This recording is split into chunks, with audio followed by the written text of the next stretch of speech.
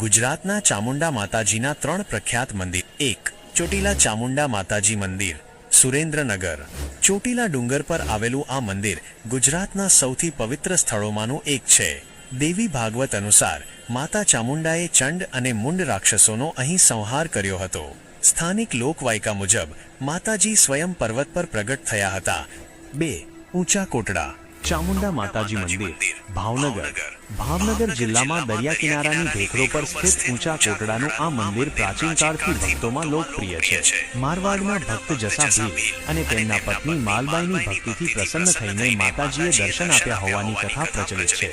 કાળિયા ભીલ સાથે સંકળાયેલી લોકવાયકા પણ અહીં પ્રચલિત છે, જેમાં માતાજીએ તેને ફિરંગીઓના હાથેથી મુક્ત કર્યો હતો, જેના પછી તેને લૂંટ છોડીને ભક્તિમાં ધ્યાન ધર્યું. 3. પારનેરા ડુંગર, વલસાડ નજીકનો પારનેરા ડુંગર ધાર્મિક અને ઐતિહાસિક બંને